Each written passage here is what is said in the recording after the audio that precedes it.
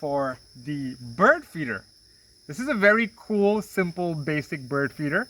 The bird feed actually stays in there, and you can put this out anywhere else, and birds can come in, take their food, and it prevents the bird feed from actually getting wet from the rain or from any moisture outside as well. So how do we go about making this? Let's take a look. So what do you need for this? Obviously, you need one plastic bottle that you're not using anymore.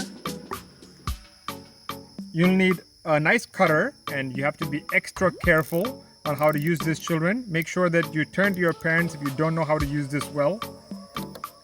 Of course, you need some bird feed. This helps quite a lot to attract the birds itself.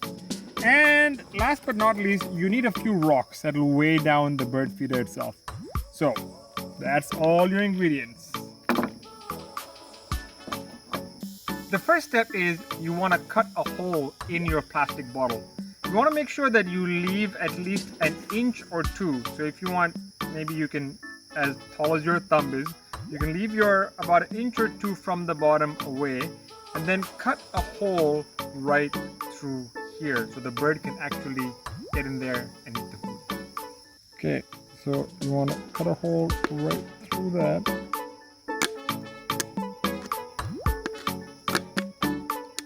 And like I said, kids, you want to make sure that if you're not good at using this, you want to hand this over to someone elder in the family. There we go.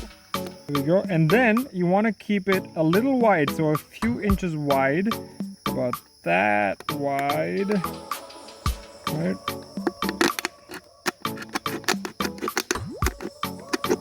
Now it also depends upon the size of the birds that are coming to your garden or your balcony.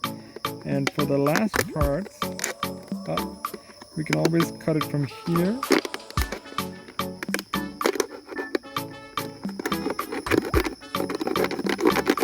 There we go. And what we've got here is a small little door that prevents the rain from coming down. So take a look at that. That's what we've got. Also helps to trim this out just a little bit. Right, so you can do that, and there we go. You have the basic elements of your bird feeder. So the basic bird feeder is done. How do you work on this? This is where the rocks come in. You want to make sure that you put your rocks into the bird feeder at the bottom, right? And the reason why you do this is so that the bird feeder stays stable when it's on the ground and doesn't fly off with the wind. Once you have done that, you can fill up your bird feeder with actual bird feed.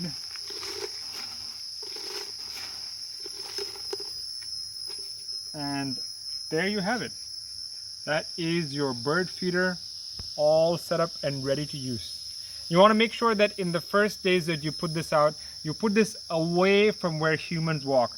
Birds can be very, very wary of anything that's new, and even though they know that there is food. So despite the fact that you're going to put this out, another neat trick that you can do is, if you take a look at this, if you decide to put your bird feeder here, also helps to put a little bit of bird feed right out here so that the birds can come out here, eat some of this, and then decide to go in there. It's good to check it out every few days if you've run out of food, and then give them a refill. And there, you've done your part for the wildlife in the city that you're living in. So I hope you try that out safely. Once again, safety is very important, so make sure that you use your cutter very carefully. And if you're interested in wildlife and learning about nature around you, don't forget to come on down to the Our Land Reserve based in Kanchanaburi, Thailand.